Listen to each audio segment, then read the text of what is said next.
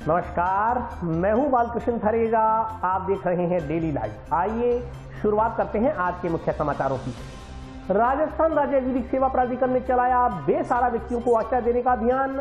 विधिक सेवा प्राधिकरण सचिव श्रीमती संदीप कौर ने निराश्रित व्यक्तियों को रैन बसेरे में रहने को किया प्रेरित। जयपुर रैली की तैयारियों को लेकर अखिल राजस्थान राज्य कर्मचारी संयुक्त महासभा की एक बैठक जंक्शन में कलेक्ट्रेट के सामने हुई आयोजित। राष्ट्रीय युवक परिषद ने लगाया बालों की समस्याओं के निदान का निःशुल्क स्वास्थ्य जांच शिविर। जंक्शन के सेक्टर नंबर 12 में मामा के पास रह रहे 9 वर्षीय बालक की तबीयत बिगड़ने पर उपचार के दौरान हुई मौत। मिस पिंक सिटी प्रतियोगिता में रनर अप रही मनसा प्रणामी का हनुमानगढ़ पहुंचने पर हुआ स्वागत। और अब समाचार विस्तार से। राजस्थान राज्य विधिक सेवा प्राधिकरण द्वारा बेसहारा व्यक्तियों को आश्रय दिलाने के लिए अभियान चलाया जा रहा है। इसी क्रम में जिला विधिक सेवा प्राधिकरण की सचिव श्रीमती संदीप कौर द्वारा टाउन जंक्शन में विभिन्न स्थानों का दौरा कर निराश्रित व्यक्तियों को रैन बसेरे में रहने को प्रेरित किया। राजस्थान राज्य विधिक सेवा प्राधिकरण के निर्देशानुसार खुले आसमान के नीचे रह रहे बेसहारा व्यक्तियों को आश्रय देने के लिए अभियान चलाया गया है। इसी क्रम में जिला विधिक सेवा प्राधिकरण सचिव श्रीमती संदीप कौर की ओर से बीती रात्रि को नगर परिषद एवं पुलिस के तत्वाधान में हनुमानगढ़ टाउन बस स्टैंड और ब्रिज के नीचे रेलवे स्टेशन धानमंडी में गश्त की गयी। खुले में रह रहे व्यक्तियों को चिन्हित कर सचिव संदीप कौर की ओर से उन्हें रालसा की ओर से संचालित अभियान से अवगत करवाते हुए उनसे समझाइश की गयी। उन्हें बस स्टैंड में संचालित नगर परिषद के रैन बसेरे में प्रवेशित करते हुए भविष्य में भी रैन बसेरे में रात गुजारने के लिए प्रेरित किया गया। रेलवे स्टेशन पर गाड़ी का इंतजार कर रहे यात्रियों से भी मुलाकात की गई, उन्हें खुले में न रुकने के लिए प्रेरित किया गया। इसके अलावा सचिव संदीप कौर ने रैन बसेरा व इंदिरा रसोई का भी निरीक्षण किया। दोनों स्थानों पर सभी व्यवस्थाएं सामान्य पाई गयी। प्राधिकरण सचिव संदीप कौर ने बताया कि हनुमानगढ़ जिले के लिए जिला विधिक सेवा प्राधिकरण की ओर से नगर परिषद व नगर पालिका के कर्मचारियों तथा PLB की टीमें गठित की गयी है। यह टीमें प्रत्येक रात्रि को गश्त कर बेसहारा एवं खुले आसमान के नीचे रात्रि गुजारने को मजबूर व्यक्तियों को चिन्हित कर उन्हें रैन बसेरे में आश्रय प्रदान करवा रही हैं।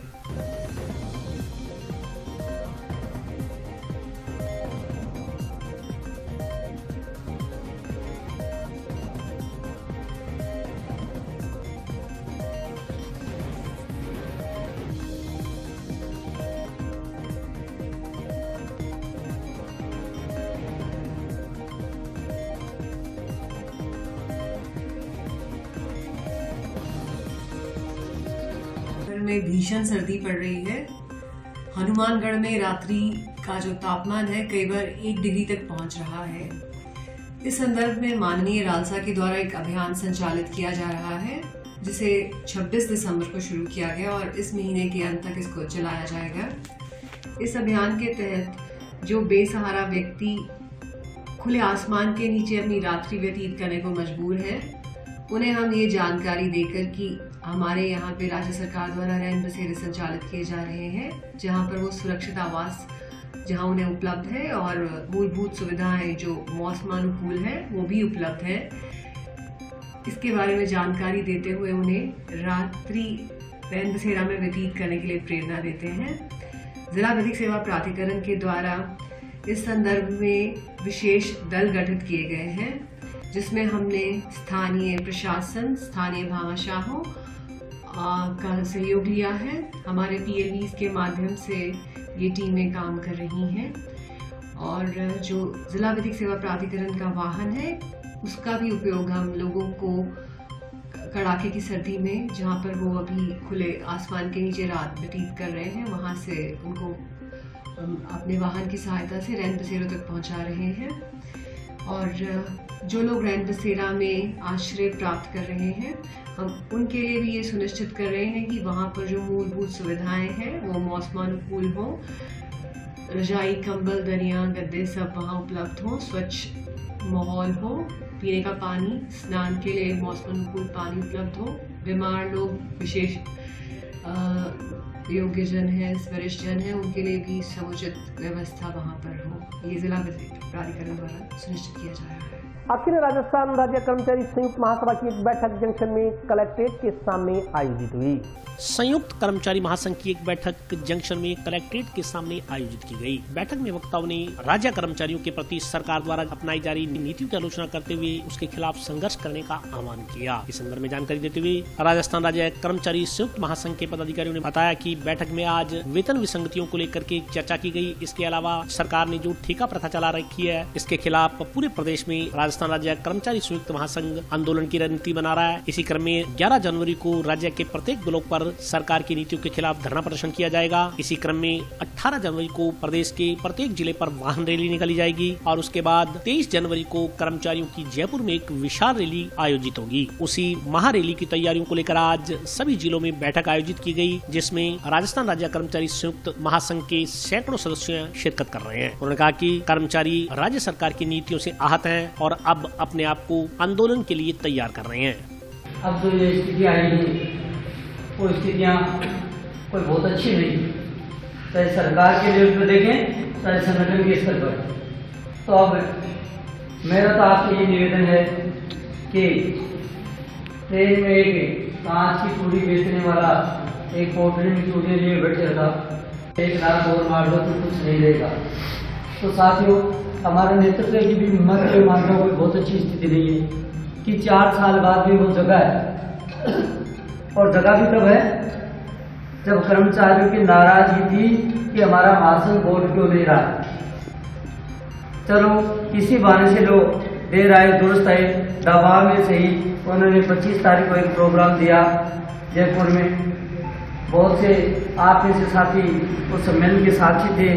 हमारे नेतृत्व की उम्मीद से ज्यादा कर्मचारी वहां पहुंचे। और कांग्रेस ने कहना भी शुरू कर दिया कि हम अगर सत्ता में आते हैं तो पुरानी पेंशन राज्यों में, अभी केंद्र के लिए बात नहीं बोला कि हम पुरानी पेंशन योजना लागू करेंगे। और दूसरी तरफ हम ये भी जानते हैं कि देश के अंदर पुरानी पेंशन को खत्म करके नई पेंशन लागू करने का जो सबसे पहला निर्णय था, सबसे पहला निर्णय वो कांग्रेस की केरल सरकार ने किया। और वहां केरल के कर्मचारियों ने हड़ताल की थी 3 दिन या 4 दिन, उसके बाद में उसको स्थगित किया और उसके बाद में राजस्थान और तमिलनाडु में लागू किया। उसके बाद में फिर धीरे धीरे पूरे देश के अंदर इसको लागू कर दिया गया। जब लागू किया गया, केंद्र के अंदर बीजेपी की सरकार थी, हमारे यहाँ भी बीजेपी की सरकार थी, पर हम ये भी जानते हैं कि अध्यादेश से लागू हुआ था, कानून नहीं पास कर पाए वो लोकसभा के अंदर, क्योंकि वहां कुछ पार्टियों का जबरदस्त विरोध था, उनका राज्यसभा में बहुमत नहीं बन पा रहा था, इसलिए कानून पास नहीं हुआ। कानून पास कब हुआ?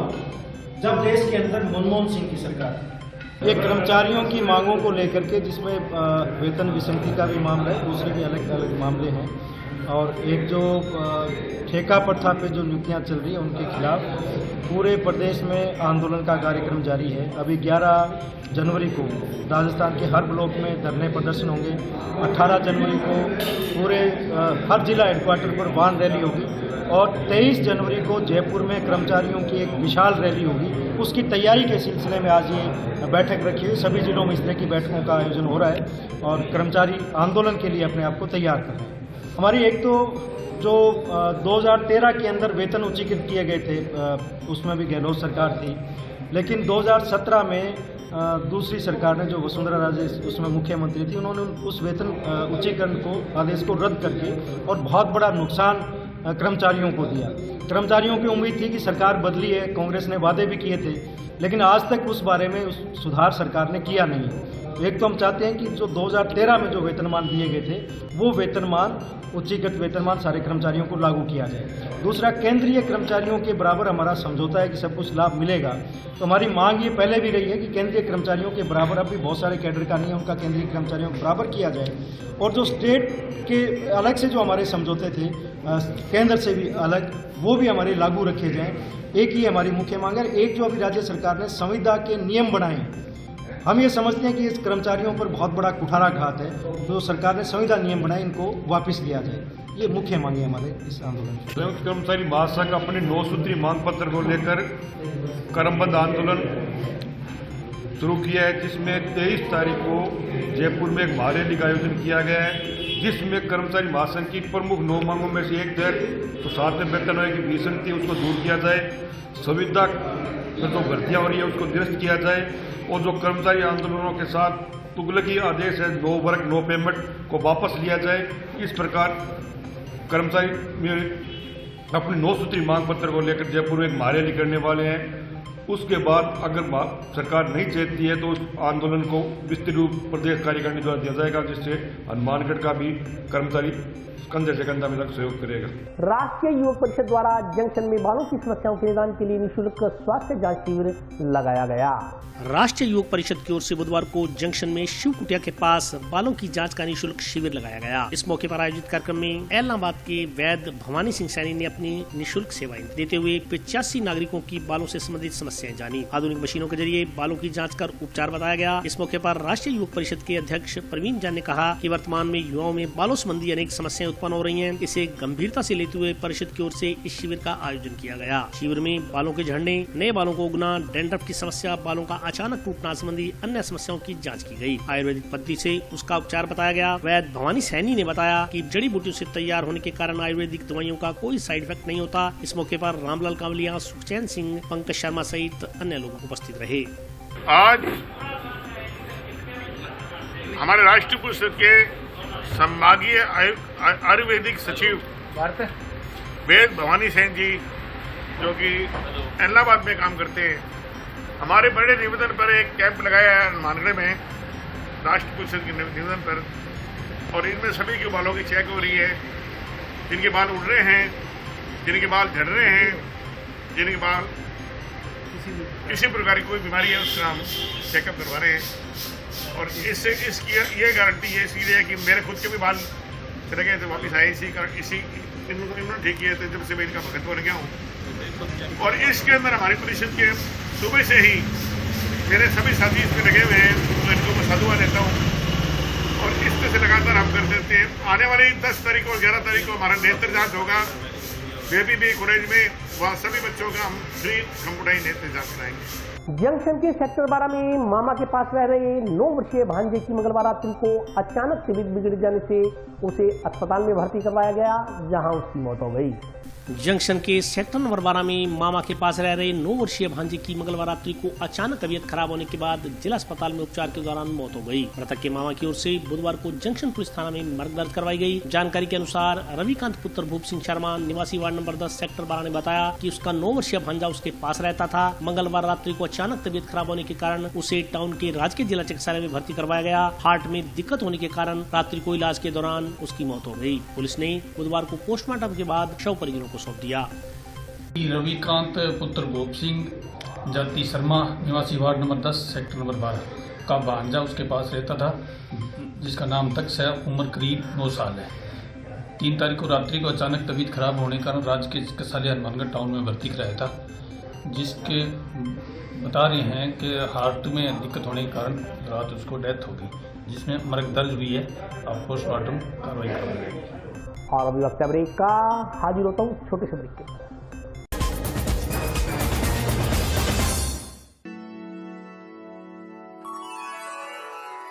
यूं तो कई बार मुझे हंसते देखा है, पर ये हंसी कुछ और है। ये गहना मुझ पर जचता है, पर ये महज एक गहना नहीं, ये रूपरेखा है मेरे मन की, हंसती खिलखिलाती लहरों की, जो आतुर थी अब तक मुझ पर सजने को। इसलिए ये गहना ही मेरा सच्चा श्रृंगार है, श्रृंगार है, श्रृंगार है।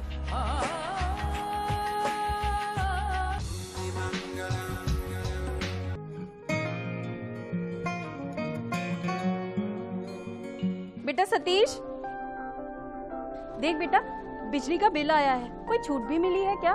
बजट में तो मुख्यमंत्री जी छूट देने के लिए बोल रहे थे। अरे हाँ माँ, इसमें तो 750 रुपए कम करके आए हैं। अरे वाह, धन्यवाद मुख्यमंत्री जी। सिर्फ आपको ही नहीं, प्रदेश में ये छूट किसी न किसी रूप में सभी को मिल रही है।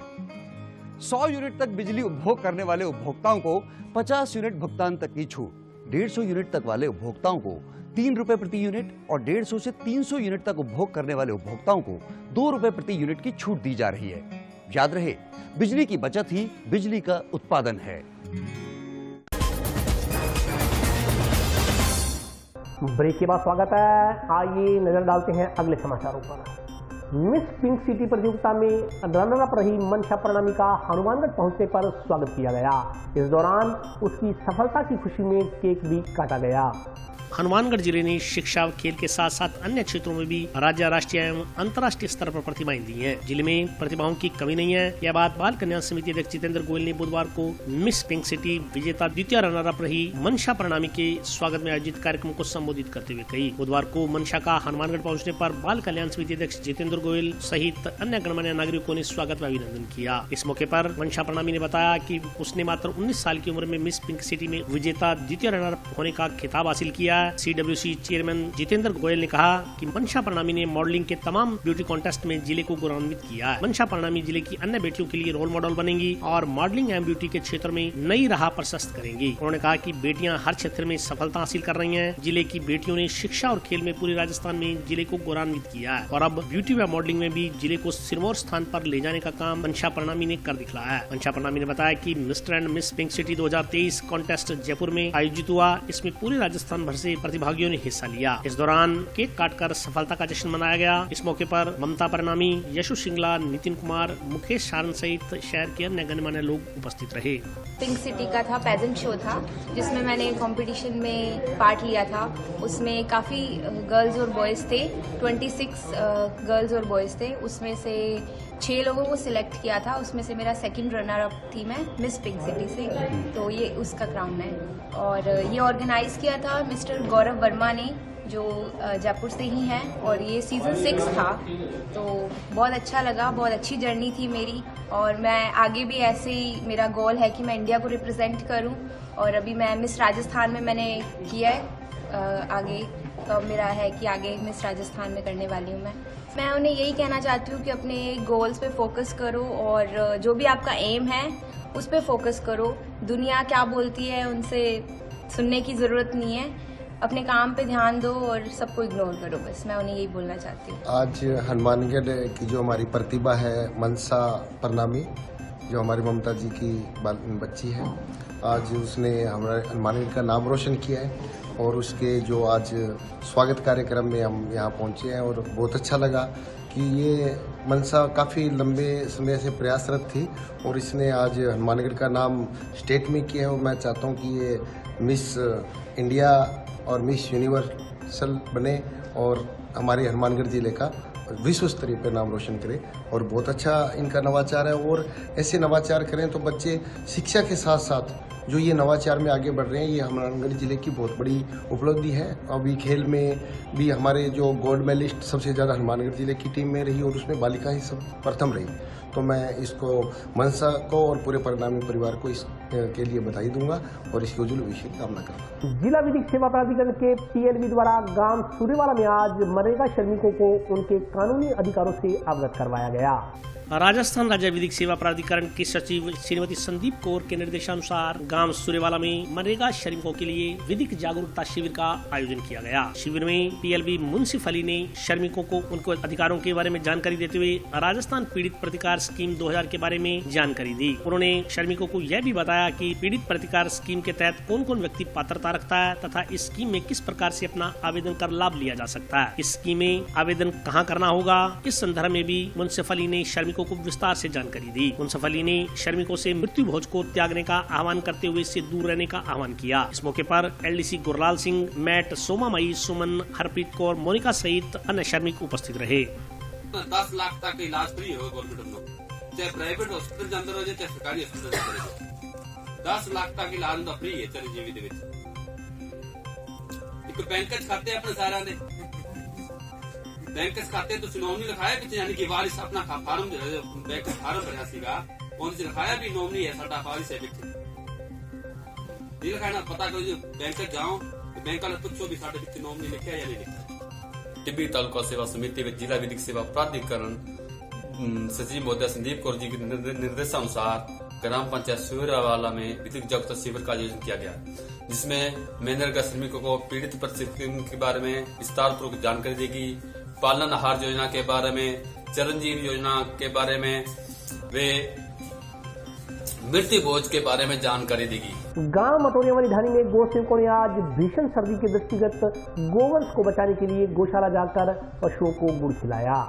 इलाके में पड़ रही भीषण सर्दी और कोहरे से इंसान क्या बेजुबान पशु भी त्राही ताही कर रहे हैं। इंसान ने सर्दी और गर्मी से बचाव के अनेक उपायों का सर्जन किया, मगर बेजुबान पशु इंसान की दया भावना पर ही जीवित हैं। बहुत से लोग हैं जो अपने इस धर्म को निभाते हुए बेजुबान पशुओं के लिए भी सर्दी को कम करने के यत्न में जुटे हुए हैं। बहुत से लोग सुबह गौशाला में जाकर पशुओं को गुड़ खिलाकर उनकी ठंड को दूर करने का काम कर रहे हैं। इसी क्रम में आज गाँव मटोरिया वाली ढाणी स्थित रामकिशन गौशाला में बहुत से श्रद्धालुओं ने वहां जाकर परिवार सहित पशुओं को गुड़ खिलाया, जिससे पशुओं की कुछ सर्दी कम हुई। इस संदर्भ में जानकारी देते हुए गौ सेवक चेतराम टांडी ने बताया कि वे अक्सर इस गौशाला में आकर निराश्रित गोवंश के लिए गुड़ आदि की व्यवस्था करते हैं। उनके अलावा मोमन राम पूनिया, सुग्रीव बेनीवाला आदि ने भी यहाँ सवा मनी कर पशुओं को गुड़ खिलाया। उन्होंने आम जन से आह्वान किया कि यदि कहीं भी निराश्रित गोवंश आपको दिखाई दे तो उसे गौशाला में स्थान दिलाएं, अथवा समय के प्रयत्न से उनको गुड़ खिलाकर हरा चारा खिलाकर उनका जीवन बचाने का प्रयत्न करें। इस पुनीत कार्य का प्रत्युत्तर ईश्वर सबको खुशहाली और समृद्धि के साथ देगा। हमारे गांव मटोरियावाल ढाणी में नव वर्ष के उपलक्ष्य में गौ माता हिंदू धर्म का दर्जा, माँ का दर्जा है गौ माता का, इसलिए मैं मालिक की कृपा से हर वर्ष और बीच में भी सवा मणि करते हैं और लोगों को भी इस बात का प्रचार प्रसार करते हैं कि गौ